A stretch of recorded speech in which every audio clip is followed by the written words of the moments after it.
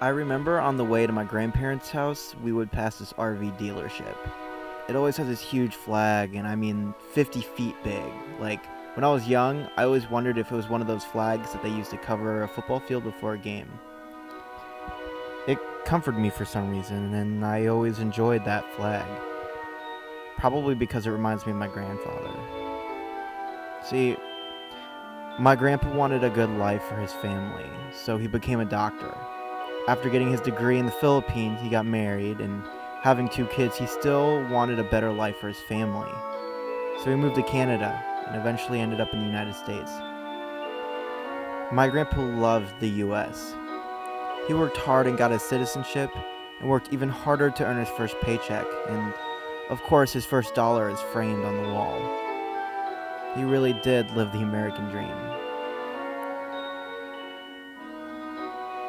He also served the army as a doctor.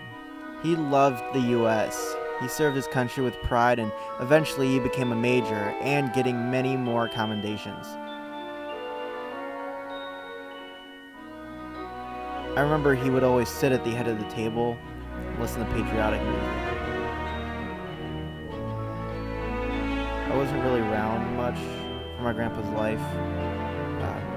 After he passed away, all that was left of him was his wall of accomplishments. Every single one that he got, though, was on that wall. I loved sitting on the bed just looking up at them. My favorite part was when you'd walk into that room, his uniform would be hung up on a rack. And it was almost like he was standing there right next to you. The way I remember him as a kid isn't the way I see him now. I remember a frail old man who told me I could be anything I wanted to be as long as I was a doctor.